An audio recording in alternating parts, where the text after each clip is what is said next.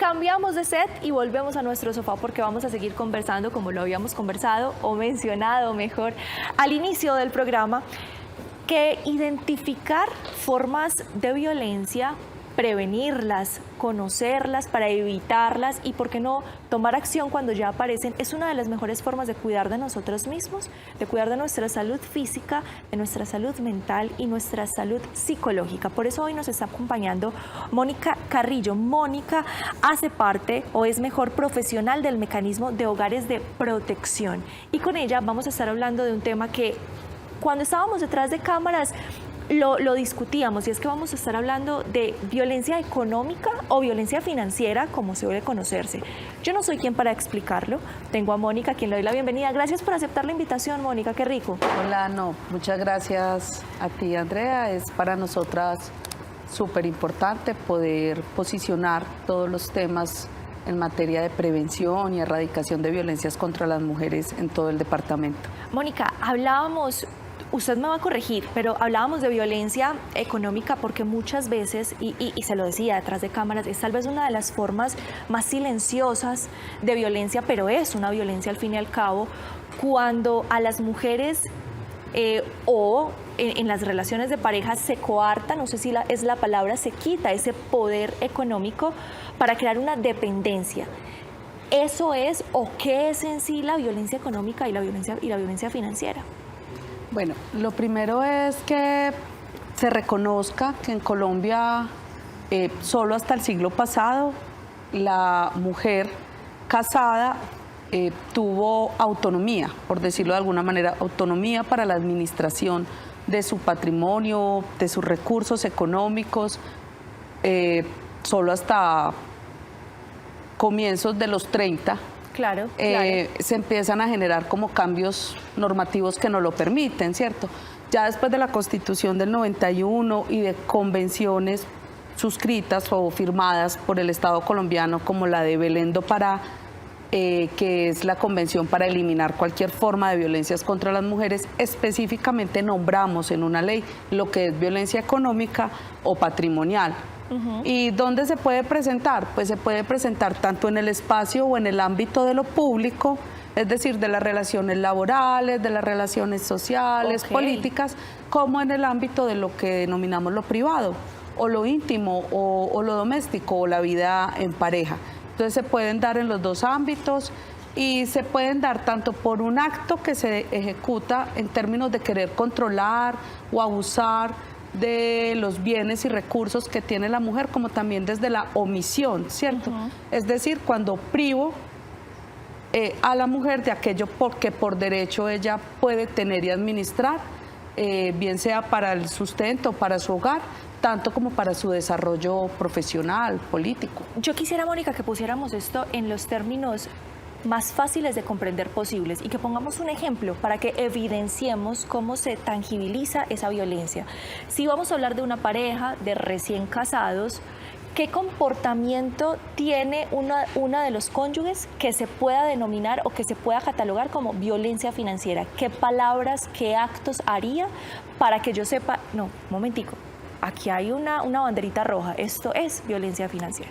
Bueno, pues una muy básica es que te controle tu finanza, o sea, la persona que dispone de tu tarjeta de crédito, de tus tarjetas débito, claro, que controle el ingreso que tú recibes, que estén viviendo en pareja y no puedan, tú no puedas disponer del recurso si el cónyuge es el proveedor.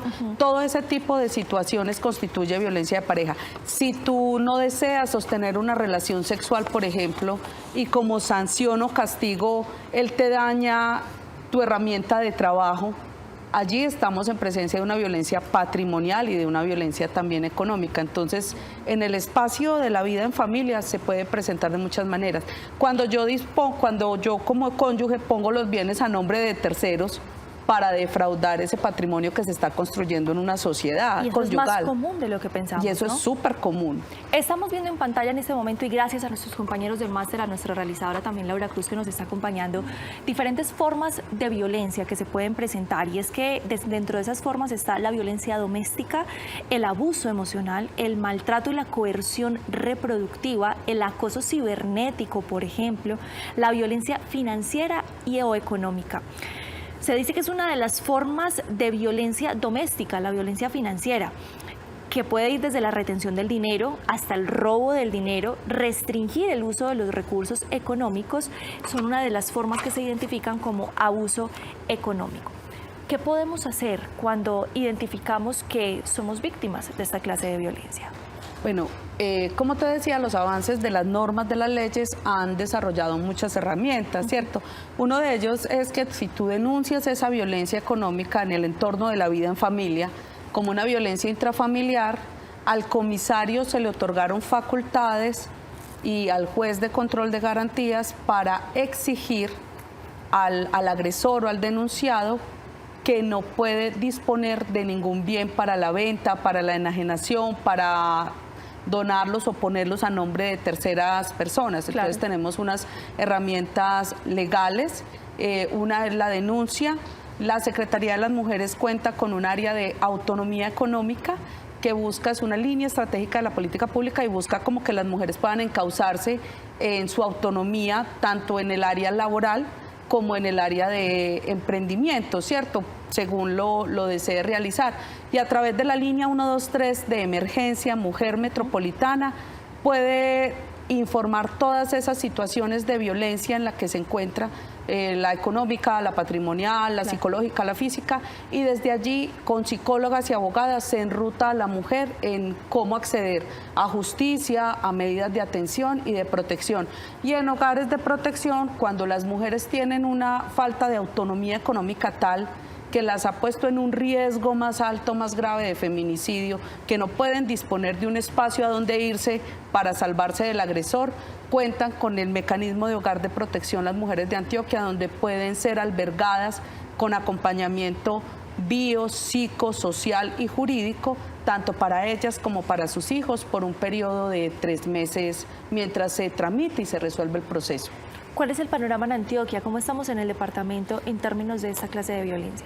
Bueno, Antioquia es uno de los departamentos que tiene cifras más elevadas en violencia intrafamiliar o en violencia de pareja. Desafortunadamente, la pandemia nos golpeó a las mujeres de una forma más visible. Uno, porque todas aquellas labores relacionadas con confección, con oficios generales, se vieron muy afectados en la pandemia con el confinamiento. Claro. Los oficios domésticos, muchas empleadas, muchas mujeres de oficios en el servicio doméstico perdieron sus empleos. Entonces hay una reducción en la capacidad adquisitiva de la mujer muy elevada después de la pandemia, pero el encierro también dejó a las mujeres en mayor riesgo de violencia intrafamiliar o de violencia de pareja. Y las cifras de pedido de emergencia o de ayuda, tanto a la línea de emergencia, pues de hecho el programa de hogar nace en pandemia, ante la necesidad que hay de rescatar a mujeres del hogar para que puedan estar albergadas. Entonces sí hay en este momento un panorama que se ataca, que se atiende, que se previene para tratar de garantizar la vida en condiciones dignas de las mujeres, pero también la pandemia y la pospandemia nos dejan unas cifras bastante elevadas en falta de autonomía económica o en reducción de la capacidad de autonomía económica de las mujeres y en violencias o en casos de violencia intrafamiliar. ¿Es posible prevenir estos casos de violencia o ya las actuaciones deben ser de solución cuando ya se cometieron? Pues uno de los factores para prevenir la violencia es identificarla, o sea, identificarla. La violencia puede darse en ciclos, pero también escalonadamente. Okay. ¿Qué quiere decir en ciclos? Pues en ciclo es que empieza una tensa calma que yo identifico, luego viene el ataque o la violencia, luego viene un periodo de culpabilización y arrepentimiento, luego un periodo de enamoramiento para recuperar esa relación después de la agresión que ejercí, y luego el ciclo se repite. ¿Cuál es el riesgo? Que escale la violencia. Entonces, desde factores como controlarte tus redes, tu celular, dañarte el celular si te niegas a mostrarlo, ya allí estás identificando unas violencias que pueden escalonar. Controlar cómo te vistes, alejarte de tu red de apoyo familiar, de amigos, de amigas, para poder tener mayor control sobre ti. Esas ya tendrían que ser alarmas para identificar una relación que puede escalonar a violencias. La vida no lo permita, violencias hasta mortales como el feminicidio. En Antioquia estamos viendo que se están elevando esas cifras y se dieron sobre todo después de la pandemia. ¿Qué ha pasado en este año? ¿Hemos logrado reducir esas cifras? ¿Se viene trabajando cómo desde estos hogares de protección? Bueno, en hogares de protección se viene trabajando se da un traslado de la mujer a un hotel que disponemos, a un sitio que disponemos de emergencia, donde es valorada y protegida durante unos días. En esos días se revisa si tiene otras redes de apoyo, qué necesidades se identifican en esa mujer, y de ella desear ingresar al mecanismo y no contar con otras redes donde pueda recibir apoyo, pasa al hogar de protección. Allí está protegida durante al menos 3 meses, se acompaña en el proceso ante la comisaría de familia, ante la fiscalía, tiene acompañamiento psicológico ella y sus hijos e hijas.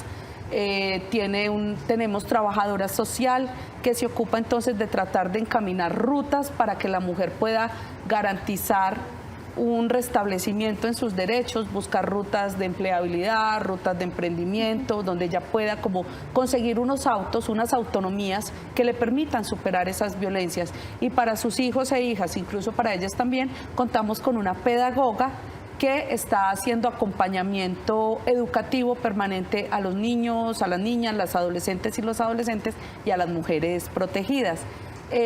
¿Cómo se está atacando el problema? Pues creo que se ataca desde la prevención, a través de la asesoría, de los procesos formativos, de acompañar las autoridades de género en todo el territorio, a las comisarías de familia, a través de las profesionales de la línea de la política pública de prevención de violencias. Con la línea de emergencia ya se atiende el caso en crisis y ya luego de ser necesario, pues la mujer pasa a ser protegida.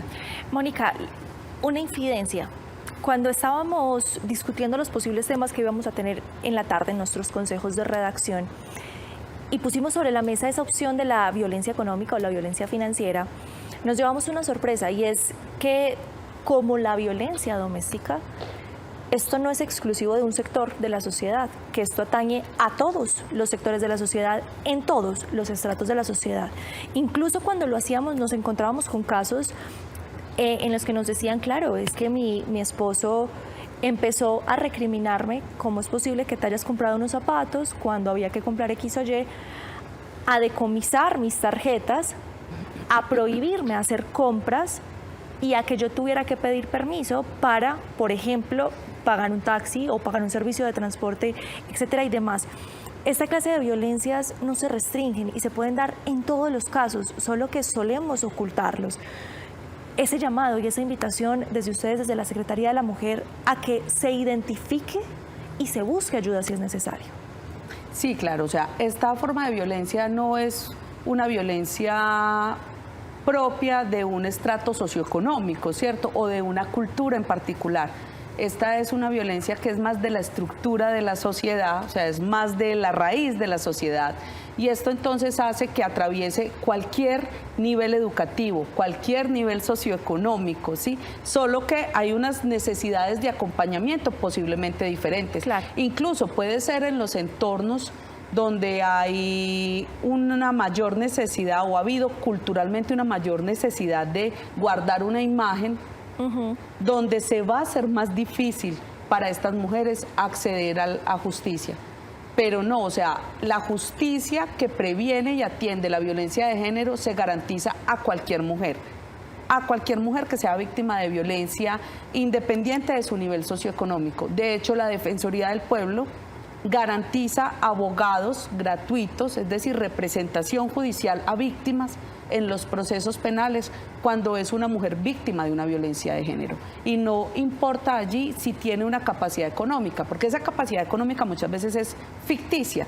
O sea, es una capacidad económica que tiene el proveedor o la persona que provee económicamente, pero que la mujer que está allí inserta no tiene ninguna autonomía ni ninguna capacidad de decisión real frente a ese patrimonio, frente a ese recurso. Retener los documentos para que no pueda salir del país, por ejemplo. Claro. Retener los documentos para que no pueda ir a solicitar un crédito. Como les informaba ahorita, dañarle sus insumos de empleo. Una mujer que tiene una boutique y la pareja, expareja o alguien va y le quiebra sus vitrinas, en un episodio de violencia de género o sancionándola por no haber querido acceder a lo que se le pedía, es una víctima de violencia de género también y de violencia económica y de patrimonial. Y de hecho, ahorita por ejemplo las que están trabajando en el sector como prestadoras de servicios, las contratistas por prestación de servicios, el sistema de seguridad social nos pone a todos los contratistas a cotizar sobre el 40% de lo que recibimos.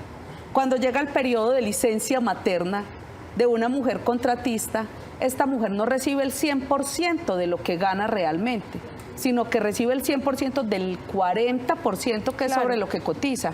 Y eso está llevando a las mujeres a afectar su salud física, mental y su tiempo con su bebé, porque tienen que salir al mercado laboral inmediatamente para tener como garantizar el mínimo recurso que ya recibía para poder generar pues como el sustento de su hogar. Entonces esta violencia ha sido incluso violencia normalizada, que está en las normas, que autorizamos y tratamos de cambiarlo a través de la incidencia, del lobby, de la formación, de tratar de generar gobernabilidad desde las mujeres para poder cambiar estas estructuras. Reconocer esa clase de violencias, identificarlas es el primer paso y por eso tenemos hoy aquí a Mónica Carrillo, a quien le damos las gracias infinitas por aceptar esta invitación, Mónica. No, de nuevo, muchísimas gracias a ustedes por la invitación. Y nos vamos a desconectar contaditos instantes, pero ya volvemos con más en los Jueves de Salud de la tarde.